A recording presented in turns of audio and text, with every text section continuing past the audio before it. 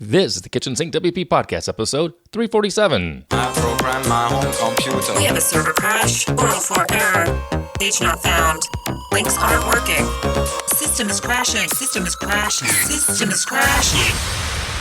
Your old HTML website, barely alive. We have the technology. We have WordPress. A new website, better than it was before. Better, stronger, faster.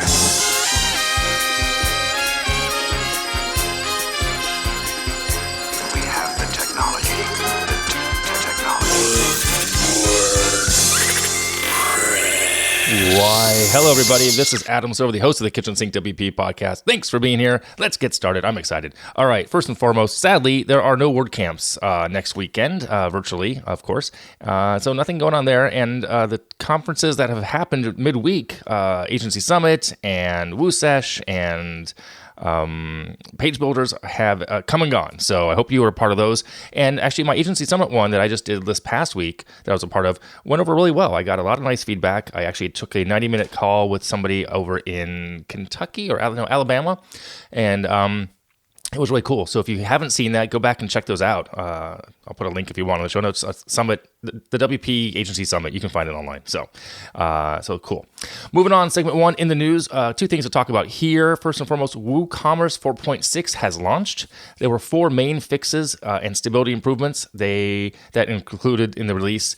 They sort by country names now, work as expected. Style improvements to the notices when you're using 2020 theme has also been fixed.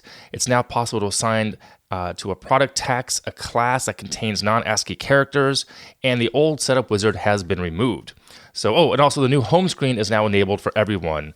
So if you're using WooCommerce and you haven't updated, make sure you make a backup, maybe test it on staging, because if you're doing e-commerce, you don't want to lose any data. Check that out, 4.6, link in the show notes as well. And also in the news is, I got tagged on this in Twitter, Yoast, from Yoast SEO. Yoast has a new care fund they are putting out there. So they, quote, value everybody who contributes to the WordPress project and wish to reward those who do, but they can't hire everybody. So they're offering to help, giving some people a gift card of $500 and an interview to say thanks for the time and effort. So you can help as well. And to do this, the way it works is if you know someone in the community who does amazing work on WordPress and the project, you can now nominate that person for Yoast Care. You fill out a form, explain why you think they deserve it.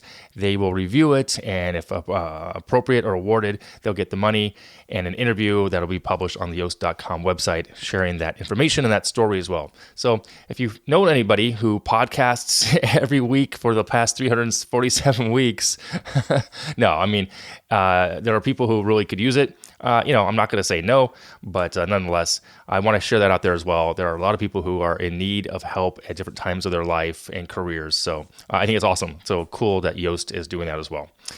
So moving on now to segment 2. But before that, the meat potatoes, I want to mention this week's sponsor. This is sponsored by iThemes Sync Pro. Now, iThemes Sync is designed to help you manage and maintain all of your WordPress websites from one single place. Instead of logging into multiple websites, which we've all done in the past, or we still do maybe, you get one central dashboard to perform all the admin tasks. You can quickly update what needs to be updated, themes, plugin, WordPress core, and it's a simple one-click process. Really cool. Now, if you're managing multiple sites for clients and you need to generate reports, iThemes Sync also has you covered there too. You can get stats for the updates you did, the backups that are happening, security, SEO, Google Analytics, and more. And with Sync's client dashboard, you can even customize the WordPress dashboard for the client, hiding things that they don't need to see, that they may not need reference points to. It makes their experience in the WordPress space a more tailored experience as well. So for more information on the sign up, there's a free 30-day trial. Head over to iThemes.com/sync, SYNC. Use code SINKWP, SINKWP, and save 25% on your purchase. Thanks to iThemes Sync for their support of this week's episode. All right, moving on, segment 2. The meat potatoes. We're talking about Chrome extensions. Back on episode 313, I shared my day-to-day apps, how I run my day-to-day business and life, etc. Today, I'm diving a bit further into one of those tools, that's Chrome, and the extensions I use on a fairly regularly, daily basis, really, actually. It came to my attention that while I'm in Zoom conferences with my mastermind group or my team, that I'm fast with certain tasks. So they're wondering how I do that. And I use extensions to do this, a lot of the stuff. So, with that in mind, Here, in no specific order, are my top 9. I have actually 2 bonus, so really 11, but 9 to start with. First and foremost, Fireshot. I've talked about this, I think, maybe in the past. This lets me take a web page screenshots entirely, and it saves it as a PNG, JPEG, or PDF. And I'll do this from at least a couple times a week. More often when I want to save something for a reference point, and or if I want to send it to a client so they can see what I see of my entire screen, versus having to do a screenshot with like Shift Command 4. Fireshot does the whole page, even past the scroll area of my screen. So that's pretty cool. I use Fireshot a lot. I use Wapalizer. Wapalizer lets me see what technology is building the site that I see. Like I just know right away. I can click a button and see it's WordPress, what version it is. It doesn't always give me every bit of information, but it's a great little hack and shortcut. I love Wapalizer. I use that multiple times a day. I use Honey because I'm trying to save money on the things that I'm asked to buy for the household and for my business. So I use Honey to see that's going on there as far as getting a good deal. What else here? Number 4, that's right, that was number 3 is Honey. Number 4 is Evernote Web Clipper. Yes, I use Evernote. I use it a lot. I use it as a digital file cabinet. I forward emails to my Evernote account. I pay for Evernote. I'm grandfathered into an old plan, but I like it because I can just forward emails to it, to a specific email address, and then I can go search for it later. I can add tags in the subject line. That's how I do it. I don't actually use folders in there. I need to clean it up a bit. I have been cleaning things up, but Evernote works for me that way. And actually, I have a Zapier connection.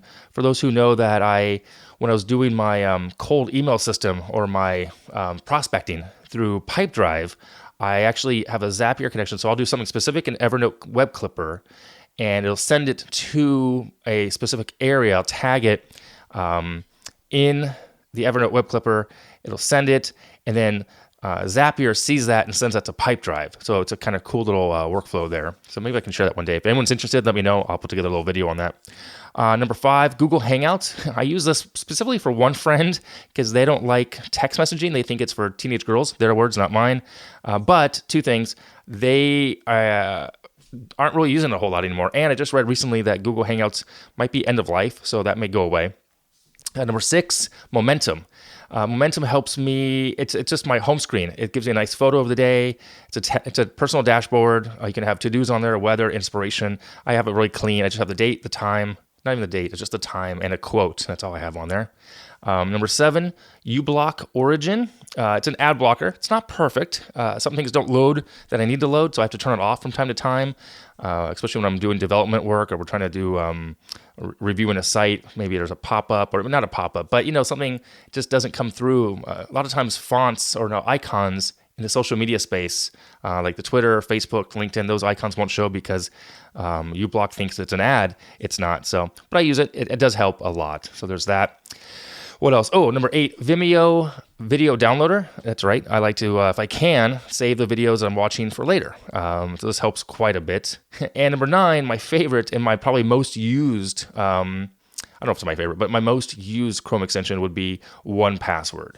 Now I use this multiple times a day, and I will give credit where credit's due. There's a command, so it's command pipe, and it autofills the password into the fields in question, and that's a game changer. So thank you to that person. I will call him out right now. Thank you, Dustin, for that one. So and 1Password has been, I upgraded recently to the family plan. I need to get my family on it still. I've changed about 90 passwords because of the hack about a month and a half ago.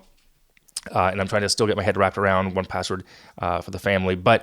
And I think my version isn't syncing 100% to my phone, but it's close. But I still love 1Password. So 1Password is by far my favorite and my most often used Chrome extension for sure. So, all right. So once again, Fireshot, Wapalizer, Honey, Evernote Web Clipper, Google Hangouts, Momentum, uBlock Origin, Vimeo Video Downloader, and 1Password. And then the 2 bonus ones. These are newer to my my stable of extensions. Window Resizer, pretty cool. It's very useful for when you're doing site builds and you want to see what a site's going to look like in a smaller size. You click the little extension button, pick the size, and it resizes your window. Boom, just like that. It's like 7 different sizes built in. iPhone, 6, 7, 8s, wide, screen, etc. Pretty cool. And then the other one is called the Great Suspender. If you have too many Chrome tabs open as active, Chrome is an energy suck on your battery if you're running a laptop. And this actually helps you suspend certain pages, websites that are in tabs in the background.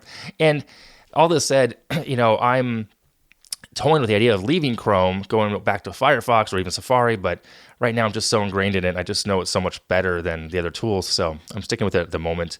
Maybe when I get a new computer later this year, I'll make that change then. A friend of mine did that too. All right, so there you have it.